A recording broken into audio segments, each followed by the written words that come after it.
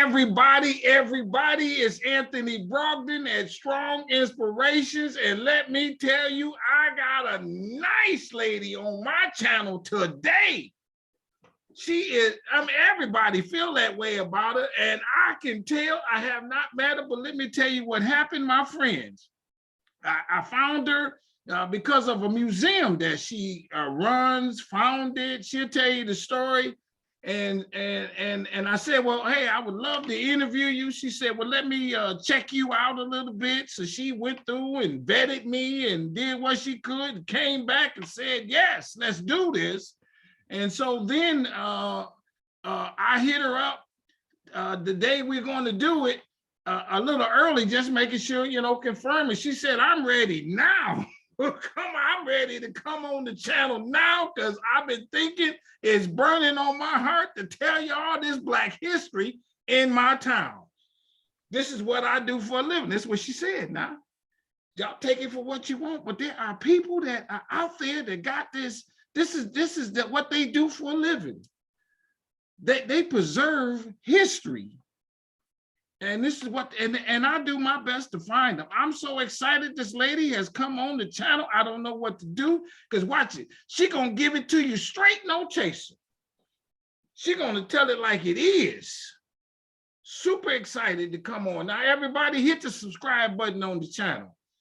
It's free. Don't ask no info. Hit the like button on this video. She got some things that I know you don't know, because it's a small town out of Texas, let's say. Hit the notifications bell for when the videos come up, you get notified. Did you see the video I did with the guy who they had his grandfather at the tree, had the rope around his neck and was about to lynch him, and instead God stepped in and let him go? Watch that video. Did you see the one I did with the lady who says that her grandfather got into a fight with a white guy? This is about the 40s, 30s or something like that. And he knew he had to leave because it wasn't going to be good in his honor. So he left. And when he went back to his father's funeral, they never heard from him again. You can assume what you want to assume, but it wasn't like he was unhappy at home. That they agree with. Watch that video. Did you see the one that I did with the lady who talks about there were Black people in America before slavery? Sometimes we hear a little bit of that. She tells the story on Strong Inspirations. Watch that video. Oh, hey, I'm jamming on this channel right now, everybody. Did you see, or not did you see, do you know that I'm having my own Black History Festival in Kansas City, Kansas, May 27th through the 29th. Yes, it's called Freedom Quindaro. It's gonna be, I guarantee you that you're gonna have some fun. You need to check that out. You need to come and do that. I can only take 1,000 people though, because I want it to be well organized, well coordinated. The food is good, it's hot, it's cooked. We're cooking it right on site. Memorial Day weekend, and the food is included, and a bunch of activities, entertainment, speakers, Black History table, party in a barn, all that. And it's me doing this. And I want to meet you all too, because you're watching me and I can feel your vibes. Check that out. If you don't know, I got a movie out. I've done this movie called Business in the Black, The Rise of Black Business in America. It's a documentary and it is good.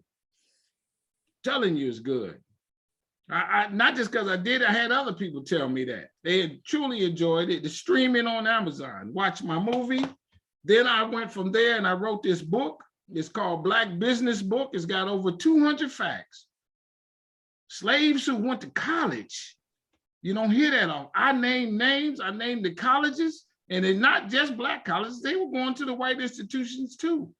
Dartmouth was accepting Black people during slavery. A lot of good things are happening that are the little known stories. I chronicle them in my book. Now you can learn all about me on my website, which is businessintheblack.net. Check it out, everybody. just go there, support the cause. Hey, how about this? I don't say this often, but I accept donations here on the channel too, because it's free. Y'all watching this free, all this good content. So if you can, we do accept donations, and the donation is on the website too. Now you hear me use this term strong a lot. Strong is my favorite word, as many of you know, and strong stands for strength, tenacity, resilience, and a sense of oneness, nobility, and grace. And that is my introduction to my guest today. She's a strong lady out of the big state of Texas. She's jamming down in her territory. Oh, I'm so excited. Come on, introduce yourself. So, sister, tell us a little bit about yourself. Good morning, good morning, good morning. I'm Gloria Washington. I am the executive director here in Tyler, Texas for the Texas African American Museum. As I said, the executive director, and I'm also the museum curator. I'm so excited to be on Inspirations this morning. Yes. I love it. Thank you, Anthony, for having me here. And it's so very nice meeting you. I'm a strong Black woman here in the city of Tyler, Texas. You may not have heard of it, but we're about an hour and one half from Dallas, Texas. Okay. And about 3 hours from Houston, Texas. Okay. So if you're ever in this way, look us up. Yeah. We would be so very excited to see you because right. we have history, Black history here at the Texas African American Museum. Let me ask you a couple questions. And at the beginning, I do talk about the guests, get to know them a little bit. Are you from Tyler, Texas? No, I'm not from Tyler, Texas, but I got here as fast as I could. Okay. I'm from a small town called Jasper, Texas, where they did the dragging in around about 1997, 98 of my good friend, James Byrd. Okay, I want to talk about that, but so now how did your family get to Texas from the slave site? Were they ever in the southern part, or do you know where they were enslaved? My nephew did a background research, and we are from Cameroon, Africa. Oh, I love it. And my nephew has been there a couple of times. He's been to the doorway of no return. He's been there a couple of times, so he knows the country over there. Okay. Now, what about in America? Where were y'all before Texas? Do you know? Oh, the only thing that I know is we were in Texas. I don't have a background search of any other state of Texas of where we were. Okay, and you don't know how they got to Texas. I don't know how they got to Texas, but I'm sure eager to find out. Yeah. Now, it's not, for the most part. Okay, let me ask you this: in Jasper, is Jasper a predominantly Black town? No, it's about 1/4 of the city. There's a population of about 9,000. Oh, so Jasper is small, but okay, yes, now it's a smaller town. We're close to the Louisiana border. Okay. Did you grow up in the Black side of town in Jasper? Oh, most definitely. Which is called what? The little town I grew up was called the Curtis community of Jasper, Texas. Did you and the white side of town was called what? Well, it was just called Jasper. Just Jasper, okay. Yeah, we had two sides. Colored people, as they said back in the days, colored people lived on one side and the white people lived on the other part of town, but we were called sort of like mixed in together. We had Caucasian neighbors. Oh, okay. Now, did you know of, because of that, were you afraid to go on the white side of town? Well, when we were allowed to go on the white side of town, it was separated. We as African Americans had to go in the back door. We were never allowed to go in the front door. I had an aunt that worked at a cafe there in downtown Jasper, and she was a very, very, very good cook. But if we wanted, although she was my aunt, but if we wanted to eat her food, we had to go in the back door to get her food. How did that make you feel? so very violated, so very inhuman to have Was to there go something into the wrong with back the door. back, other than it being the back door? Was there something wrong with the back door? Did they have a sign on there, black only entered this way and that kind of thing? Colored, not black, but colored only. And now, okay, I've asked people in the past, when they ran across that, did they say, well, forget it, I ain't going in? No, because they were wanting to go in. A lot of things back in segregation, we accepted. And a lot of it, we accepted it because many of the African Americans or colored or blacks or whatever felt like we didn't have any other choice. We just accepted what was, because we knew when we went back to our own part of town, we were still free. So we enjoyed being with each other in our own communities. It didn't matter. It didn't matter we were not accepted by white folks. They had to learn how to accept themselves. Was there a protest to get into the white side of town, the white restaurant or something? Did y'all go through them changes? No, we didn't go through those changes as other cities did. We didn't go through those changes. It happened where we were able, when integration started, it happened where we were able to go in and sit down and communicate or whatever. Jasper wasn't really a ferocious town until those three white guys came and they dragged James Byrd. Okay, I want to get on that, but before that, I just did you have any white friends growing up? Well, many people doesn't know this, but my dad was raised by Caucasians. Really? It's not that his parents didn't want him or anything like that. They wanted to raise him and they gave him very good instructions. And if I go home now, back to Jasper, it's as if we're part of the family. Oh, what a story! So then, did he was able to go to college behind that kind of thing, or? No, he never went to college, but he was an entrepreneur. Oh, really? I love it. Yeah, he was an entrepreneur. So, so you knew white people. White people, you got some comfortability with white people. Yeah. I do. And a lot of people doesn't do this, but as I grew up, as I matured, became an adult, I wanted to know white folks. Because how are you going to understand someone if you don't know them or if you don't learn about them? I got you. And how are they going to know about African Americans if you don't learn about us? And that's where history comes in. You have to learn, you have to educate. If you can't go to college and educate yourself on the facts, teach yourself the facts. That's why we have the Texas African American Museum. Come and learn of your history. Learn about history. Let's stay on this just a tad bit longer before we go to the museum. And so, what's your take on the racism that motivated those white guys to do what they did to that man, compared to the attitude of the white people that you know are, let's say, nice white people? Well, I attended all three trials of these three individuals. And as the trials came out, as the information came out, the two main ringleaders had been, I don't know, abused by African Americans while they were in prison. So they wanted to retaliate, and it was a gang initiation.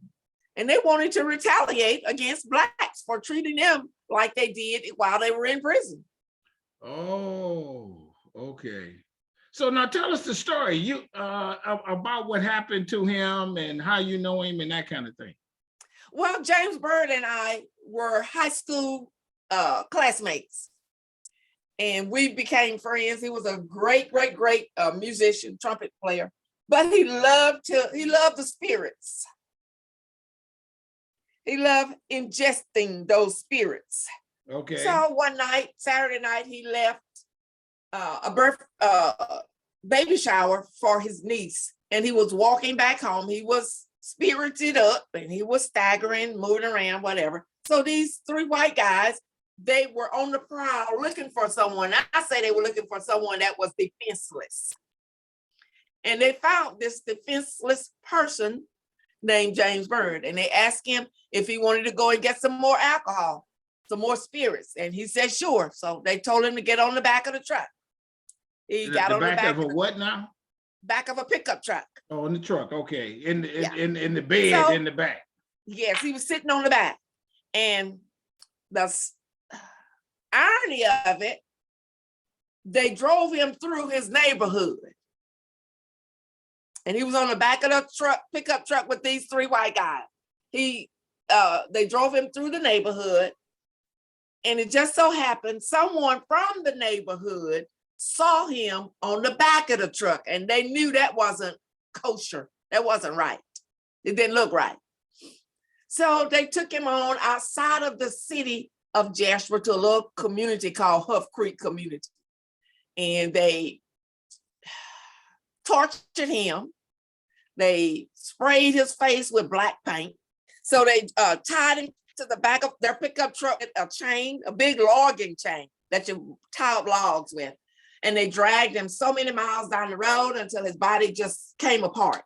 And when they stopped, part of his body, they had sliced off half of his upper part of his body. And the torso was one place and the upper part of his body was one place. And they stopped him at a cemetery. They stopped dragging him at a cemetery. Mm. And they left him there, and they drove back to the apartment where they were living, drove back, and they started as if nothing had happened. And someone was going to church that morning, and they found this. They didn't know what it was. They thought it was an animal, a deer or whatever, and they called the police department. And that's when it all started being investigated on a Sunday morning. Wow. What ended up happening to the guys that did it? Two of the main guys were electrocuted. They got death and they were electrocuted. And the younger boy that they were trying to initiate, he was not quite an adult. So he got life in prison. And that's Sean Berry, and he's still in prison. He got life in prison. Had Jasper had any issues like that in the past? Were there lynchings? No, we had never had any draggings. We had never had any atrocities like that. Now we had where blacks were beat up by the police, as we're having now. Blacks beat up by the police and things like that. But we never had anyone tortured and murdered like James Byrd. What was the response by the white community? They wanted us to believe that all of the white citizens of Jasper were not like these three. That we lived in a peaceful city, little town, that everything there was just fine and upright. I had one lady to tell me, we had a black mayor, African-American mayor at that time, R.C. Horn. And we had a meeting, and this white lady said that you all need to be submissive to what your mayor is telling y'all to do. Don't try to protest. Don't try to cause any ruckus, anything like that. I told the lady, look here, I'm a black woman, sure enough, but I tell you what, I don't submit to nobody but God. And don't you ever tell me to submit to a man. I will submit to God. Whatever God tells us to do, direct us to do, that's what I do. But I don't submit to a man. Yeah, I love it. Let me ask you this. When we say that, and I've heard people say this, and I'm in Detroit, I'm up north, that in the South, Black people, or that people in general like living down in that area because they know how the white people actually feel compared to in the North when they trying to hide it or something like that. You hear my question? Is there something to that Yes, Okay, it I is. know that Because, they racist and I can accept that easier or right, what have you. because if they don't, here in the South, if they don't like you, they're gonna let you know. But let me tell you what, there is institutionalized racism wherever you go. Yeah. Whether it's in the South or whether it's in the North, it's institutionalized in the hiring process, in the food industry, wherever. There Yeah. is institutionalized racism. And I don't know if it will ever be eradicated. I don't either. So with that said, that why didn't you leave? Why didn't you come like north or your family come north to what might be an easier way of going about things? Well, my roots are in East Texas. My roots, that's where my roots are. That's where my parents were. My parents are deceased now. And I had no need. If I had left the South or wherever down in East Texas to come north, I would not be in the position that I am today. I might be further, you never know. But I'm satisfied here in East Texas. I love it. So now what got you to like Black history like you do? Because Black history tells us about ourselves. And if you don't learn about yourselves, then you won't know your history. We have to know where we come from in order to understand where we are going. History is so very important. Was there something that your parents in the early days sit you down and teach you some history fact? Did you get it in school? Did they talk about it in grade school, that kind of thing? What was the take then? Well, when we were segregated, we had history lessons.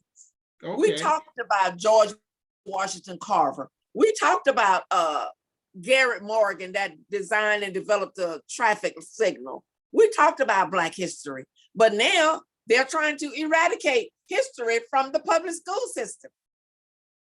So we learned, we knew history when we were segregated, but now that integration has come, it has helped a lot of us and it has hurt a lot of us. But we did learn our history. Well, okay, how about this? Growing up, did you ask your grandmother some questions? Did you meet your grandmother, your grandfather, and ask them questions? You know, sitting there kind of curious, like, hey, how did you do? How did you live? That kind of thing? Well, as I said, I have had connections with the Caucasian race for a long time. My grandmother's best friend, my grandmother on my mother's side, her best friends were two Caucasian white ladies. And they treated her as if she was their sister or she was their sister. I got it. So I've had connections with Caucasians for a long time. Yeah. So and I'm like this, there are some good in the worst of us. There's some bad in the best of us. There's some good Caucasians, some bad Caucasians. There's some good Afro-Americans, and there are some bad of us. So now, what's the name of your museum? The name of our museum, the Texas African American Museum. And what now? It's located in Tyler. It's located in Tyler, Texas. The address is 309 West Martin Luther King Jr. Boulevard, Tyler, Texas, 75702. So you see, that's history right there. Yeah. We're on Martin Luther King Jr. Boulevard. Who founded the museum? What's the early days of the museum? Who started and that kind of thing? When the museum started, we were a social media project. We were only on social media. And in 2017, we moved into our first standalone building in 2017. And we've been growing ever since then. What kind of exhibits do you have? In a 5,070 square foot building. Oh, really? Yeah, gifted to us by the city of Tyler. The building was once what? Say what? What was the building before you all took it? It was a fire station number 4. And it's in the black side of town, I'm sure, right? Yes, it is. The north side of town. Yes, it is. What kind of exhibits do you have? We have African American exhibits. We have the Buffalo Soldiers. We have Colin Powell. We have Muhammad Ali. Those exhibits. We have photographs or lithographs of Condoleezza Rice, Dr. Mildred Jefferson, different artifacts about notable African American females in our community, in our city. We have African American library that's filled with African American books on our history. Oh, really? Okay, I love And it. we're receiving much more. Now, when you if you can, some of the noted women that are in it, that's chronicled in the museum might be who? Can you name a couple of them that come to mind? Oprah Winfrey, Harriet Tubman, Dr. Mildred Jefferson. Who is she? She was one of the first African American female surgeons. In America? Yes. Oh, not just in Texas. Okay. In America, yes. She Is there- received her education in Paris, France. Is there somebody out of Tyler or Jasper in around your area that's a well-noted Black person? Well-noted Black person. Somebody that y'all said did something to help protest, stand up for civil rights, a longtime pastor, the NAACP, any of that kind of thing? Well, the NAACP back in Jasper was instrumental, and the NAACP here in Tyler, Texas has been instrumental. The president now is Cedric Granberry. That's the president of the NAACP now. Okay. And I can say someone that did come to Tyler, Texas that was instrumental was Thurgood Marshall. Oh, really? Yeah, and we have information about Thurgood Marshall in the museum. Why did he come to Tyler, Texas? Because of a case. There was a case here in Tyler, Texas that he was fighting, and the people of Tyler, the NAACP brought him into Tyler to represent. But the sad part about it is he couldn't stay in Tyler. They had to drive him back and forth to Dallas, Texas every day. Every evening the trial was over, they drove him back to Dallas, Texas. It was not allowed for him to stay here in Tyler, Texas. It wasn't good. It was because they were threatening him, or because there were no places for Black people? Unrest, racial unrest. And I've been told, as I said, I'm not from Tyler, but I've been told that there were a lot of African-American hangings here in Tyler, Texas. And I'm working on that story now to find out about all of the African-American that were hanged down on the courthouse square. Oh, is there some monument to them or to the square? What happened there? No, there's no monument. So that's why I'm working on it. Oh. And okay, because I've heard this before. What would happen is they would take them to the court and hang them out in front of the building, right? Yeah, on the courthouse square, yes. Is there a tree that was there that they would hang them up to, or that how did you got an idea how that all looked? the trees are down, but it's just there's no monument, there's nothing there. And if no one ever we've uncovered it, but if no one ever bring it to surface, then our young people will not know. Are you familiar with the Equal Justice Initiative? Yes. Yeah, because that's what they do. Yes. Yeah. Have you don't have an idea of how many were hung in at that square, do you? No, but I'm working on finding out the amount, but you can never be sure. Yeah. You can never be sure.